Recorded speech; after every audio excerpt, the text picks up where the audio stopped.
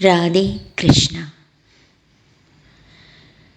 பகவான் ஸ்ரீமன் நாராயணன் வாமனராக அவதரித்து மகாபலி சக்கரவர்த்தியோட பெருமையை உலகத்துக்கு எடுத்து காட்டினதையும், விண்ணுலகத்தவரும் விரும்பக்கூடியதான ஆனால் அவங்களால கூட அடையிறதுக்கு அரிதானதான கவலை, களைப்பு, சோம்பல் இப்படிப்பட்ட உட்பகைவர்களும் வெளிப்பகைவர்களும் இல்லாத சுத்திரலோகத்தை மகாபலிக்கும் அவனோட சுற்றத்தார்களுக்கும் அருளினதையும், இது அத்தனைக்கும் மேலா வலியையும் அவனோட சுற்றத்தாரையும் அவனோட செல்வங்களையும் அத்தனை தடைகளில் இருந்தும் தானே காப்பாற்றுறதாகவும் சொன்னார். அதுக்கும் மேலா பலிக்கு பக்கத்திலேயே தான் இருக்க போகிறதாகவும் அருளினார். தொடர்ந்து சுகாச்சாரியார் சொல்கிறார், ஆதி தேவனான பகவான் வாமனர் இப்படி சொல்ல சொல்ல சான்றோர்களால் புகழ்ந்து கொண்டாடப்படுற மகானுபாவனான மகாபலி 2 கண்கள்லையும் ஆனந்த கண்ணீர் பொங்க, கலங்கின கண்களோட காதலாகி கசிஞ்சு தொண்டை அடைக்க நான் தழுதழுக்க 2 கைகளையும் கூப்பி பகவான்கிட்ட சொன்னான், பகவானே, நான் இன்னமும் தங்களை விழுந்து வணங்கக்கூட இல்லையே. வணங்கிறதுக்கு முயற்சி தானே பண்ணினேன். இருந்தாலும் நீங்கள் தங்களையே அண்டி சரணாகதி பண்ணின பக்தர்களுக்கான பெரும் பேற்றை பக்தி இல்லாத எனக்கும் அருளி இருக்கீங்க. லோக பாலகர்களுக்கும் மற்ற தேவர்களுக்குமே கூட செய்யாத பெரும் கருணையை இன்னைக்கு நாயினும் கடையனான அசுரனான எனக்கும் கிடைக்கிற மாதிரி செஞ்சீங்க. வருண பாசத்திலிருந்து விடுவிக்கப்பட்ட மகாபலி இப்படி சொல்லிட்டு பகவான் ஸ்ரீமன் நாராயணனையும் பரமசிவனையும் பிரம்மதேவரையும் வணங்கிட்டு அசுரர்கள் சூழ மகிழ்ச்சியோட சுத்தலலோகம் போனான். இப்படியா பகவான் பலிச்சக்கரவர்த்தி கிட்ட இருந்து விண்ணுலகத்தை மீட்டு இந்திரனுக்கு கொடுத்து அதித்தி தேவியோட விருப்பத்தை பூர்த்தி பண்ணினார். தான் உபேந்திரனா பட்டம் ஏற்றுக்கிட்டு அகில லோகங்களையும் காத்தருளினார். குல பெருமையை விளங்க வச்ச தன்னோட பேரன் மகாபலியை பார்த்து பக்திக்கு முன்னுதாரணமான பிரகலாதன் இப்படி பகவானை துதிச்சார். இறைவா, இது மாதிரியான உங்களோட திருவருளை பிரம்மதேவரும் கூட இதுவரைக்கும் பெற்றதில்லையே. அலர்மேல் மங்கை கூட பெற்றவள் இல்லை, பரமசிவனும் பெறலை. அப்படி இருக்கிறப்ப மற்றவங்களுக்கு எப்படி கிடைக்கும்? உலகம் புகழற பிரம்மா முதலான தேவர்களும் வாழ்த்தி வணங்கி தொழற திருவடிகள் கொண்ட நீங்கள் இன்னைக்கு அசுரர்களான எங்களோட வாய்க்காப்பலனா நிற்கிறீங்க. அடைக்கலம் பற்றினவங்களுக்கு புகலிடமான இறைவா, பிரம்மா முதலானவங்க தங்களோட திருவடி தாமரைகளோட மகரந்த தேனை சுவைக்கிறதுனாலேயே உலக படைப்பு முதலான பெரும் செல்வங்களை பெற்றிருக்காங்க. ஆனால் நாங்களோ இயல்பாகவே கெட்டவங்க, தவறான வழியில் நடக்கிறவங்க. அப்படிப்பட்ட எங்களுக்கும் கூட அதே மாதிரியான கருணா கடாட்சம் எப்படி கிடைச்சது? எங்களோட வாயிற்காப்போலனா நிற்கிறீங்களே. நீங்கள் தங்களோட யோக மாயையால் ஒரு விளையாட்டாக இந்த பிரபஞ்சத்தை படைச்சிருக்கீங்க. நீங்கள் அறியாததுன்னு எதுவுமே இல்லை. அத்தனையிலையும் அந்தரியாமையாக விட்டிருக்கீங்க. வேண்டுதல் வேண்டாமை அற்றவர் நீங்கள். எதையும் சமமாக பார்க்கிறவர் நீங்கள். இருந்தாலும் தங்களோட திருவிளையாடல்கள் புரிஞ்சிக்க முடியாத மாதிரி வினோதமாக இருக்கு. நீங்கள் கற்பகத்தரு மாதிரி வேண்டுறவங்க வேண்டுறது எல்லாம் கொடுக்கக்கூடியவர், பக்தர்கள்கிட்ட பேரன்பு கொண்டவர். சில சமயம் தங்களோட பக்தர்கள்கிட்ட பேரன்பு காட்டுறீங்க. பக்தர்கள் அல்லாதவங்க கிட்ட கருணையற்றவராகவும் இருக்கீங்க. இதை பார்த்தா சமநோக்கு உடையவர்னு எப்படி சொல்றது?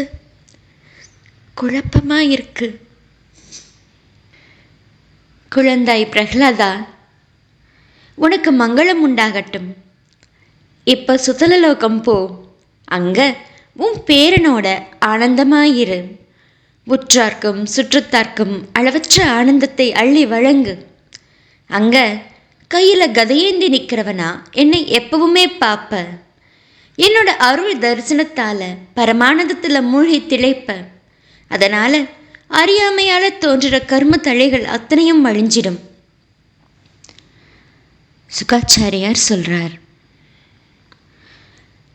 அத்தனை அசுர சேனைகளுக்கும் தலைவனும் தெளிந்த ஞானம் உடையவனுமான பிரகலாதன் பகவானோட கட்டளையை சிரமேற்கொண்டு பலி சக்கரவர்த்தியோட முழுமுதற் கடவுளான பகவானை வலம் வந்து வீழ்ந்து வணங்கி அனுமதி அடைஞ்சு சுத்தலலோகத்துக்கு போனான்.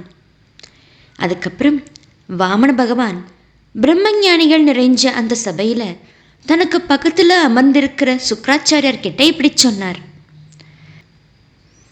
பிரம்மத்தை அறிஞ்ச ஞானிகளில் உயர்ந்தவரே, தங்களோட சீடனான மகாபலி நடத்திக்கிட்டு இருந்த வேள்வி இப்போ நிறைவடையாமல் நின்றுடுச்சு. அதனால் நீங்கள் அதை தொடர்ந்து நடத்தி நிறைவு செய்யுங்க. ஏன்னா வேள்வி முதலான கர்மங்களுக்கு நடுவில் ஏற்படுற சிறிய பெரிய குறைகள் எதுவாக இருந்தாலும் அது பிரம்ம வித்துக்களோட கருணா கட்டாட்சத்தினாலேயே குறைவற்றதாக ஆகிடும். எம் பெருமானே, சகல கர்மங்களுக்கும் நியாமகர், வேள்விகளோட பலனை கொடுக்கிறவர், வேள்வி ஸ்வரூபமாக விளங்குறவர் எல்லாமே நீங்க தானே. அப்படி இருக்கிறப்ப தன்னோட அத்தனை செல்வத்தையும் பக்தியோட மனமொப்பி தங்களுக்கு அர்ப்பணித்து பூஜிச்ச அந்த மகாபலியோட வேள்வியான கர்மாவில் தவறோ குறைவோ எப்படி ஏற்பட முடியும்? மந்திரங்களை சொல்கிறப்ப அதில் ஏற்படுற ஸ்வர குறைபாடோ, எழுத்துக்களோட குறைபாடோ, உச்சரித்தலோட குறைபாடோ, இல்லை கர்மங்களை செய்கிறப்ப செய்முறையில் ஏற்படுற குறைபாடுகளோ, இடம் காலம் உரிய சத்பாத்திரம் தட்சிணை தானம் ஹவிஸ் முதலான பொருட்களில் ஏற்படுற குறைபாடுகளோ எதுவாக இருந்தாலும் அந்த குறைபாடுகள் எல்லாமே முடிவில் தங்களோட திருநாமத்தை ஓதுறதுனாலேயே நீங்கி நிறைவடைஞ்சிடுதே. குறைகளை நீக்கி நிறைவு செய்கிறது தங்களோட திருநாமம். இருந்தாலும் பரம்பொருளே, நீங்களே சொல்கிறதுனால தங்களோட கட்டளைப்படி செய்யறேன். தங்களோட சொற்படி நடக்கிறது தான் மனிதர்களுக்கு சிறந்த நன்மைகளை கொடுக்கக்கூடியது. சுகாச்சாரியார் சொல்றார். அனைத்தும் அறிஞ்ச சுக்ராச்சாரியார் பகவானோட கட்டளையை ஏற்றுக்கிட்டு அங்கே இருக்கிற அந்தணர்கள் மற்றும் ரிஷிகளோட மகாபலி தொடங்கின வேள்வி நடுவில் நின்று போனதுனால ஏற்பட்ட குறையை நீக்கி அதை நிறைவாக்கினார். மன்னனே, இப்படி வாமன பகவான் பலிகிட்ட 3 அடி மண்ணை யாசகமாக கேட்டு அடைஞ்சு பாயவர்களான அசுரர்களால் அபகரிக்கப்பட்ட விண்ணுலகத்தை தன்னோட அண்ணனான இந்திரனுக்கு கொடுத்தார். அதுக்கப்புறம் கஷ்யபர் அதிதி தம்பதிகளோட மகிழ்ச்சிக்காகவும் சகல ஜீவராசிகளோட நன்மைக்காகவும் அத்தனை லோகங்கள் மற்றும் லோக பாலகர்களோட தலைவனா வாமனமூர்த்திக்கு பட்டாபிஷேகம் செஞ்சு வச்சார் பிரஜாபதிகளோட தலைவரான பிரம்மதேவர். 4 வேதங்கள், அத்தனை தேவர்கள், தர்மம், புகழ், செல்வம், சகல மங்களங்கள், விரதங்கள், ஸ்வர்க்கம், மோட்சம் இது அத்தனையும் காப்பாற்றுறதுக்காகவும் அத்தனை பேரோட நன்மைக்காகவும் வாமனரை உபேந்திரனா பண்ணினார். அந்த சமயத்தில் அத்தனை ஜீவராசிகளுமே ரொம்பவும் மகிழ்ச்சி அடைஞ்சது. அப்புறம் தேவர்கோனான இந்திரன் மற்ற 8 திசை பாலகர்களோட பிரம்மதேவரோட அனுமதியோட வாமனமூர்த்தியை உரிய மரியாதையோட விமானத்தில் ஏற்றிக்கிட்டு தன்னோட சொர்க்கலோகத்துக்கு அழிச்சிட்டு போனான். இந்திரனுக்கு 3 உலக அரசுரிமையும் கிடைச்சது. மேலும் வாமன பகவானோட திருக்கரங்களோட நிழலில் ஒதுங்குற பாக்கியமும் கிடைச்சது. அதனால் உயர்ந்த ஐஸ்வர்யத்தை பெற்று பயம் நீங்கி மகிழ்ச்சியில் தெளிச்சான். அப்புறம் பிரம்மதேவர், பரமசிவன், சனத்குமாரர், பிருகு முதலான ரிஷிகள், பித்ரு தேவதைகள், சித்தர்கள், விமானத்தில் சுற்றி திரிகிற தேவகணங்கள் எல்லாருமே பகவானோட அற்புதமான உயர்ந்த இந்த திருவிக்ரம அவதார திருவிளையாடலை புகழ்ந்து பாடிக்கிட்டே அவங்க லோகங்களுக்கு போனாங்க. அவங்க அதிதி தேவியும் புகழ்ந்தாங்க. பரீட்சித், வாமன அவதார சரிதம் முற்றிலுமாக இப்போ உனக்கு சொன்னேன். இந்த சரிதத்தை கேட்கிறவங்க அனைத்து விதமான பாவங்களில் இருந்தும் விடுதலை அடையிறாங்க. பகவானோட திருவிளையாடல்களோ கணக்கில் அடங்காது. அதோட பெருமையோ வாக்குக்கும் மனசுக்கும் எட்டாதது. அதை வர்ணித்து முடிக்கணும்னு நினைக்கிறதானது பூமியில் இருக்கிற மண் துகள்களை எண்ணி சொல்றதுக்கு ஒப்பானது.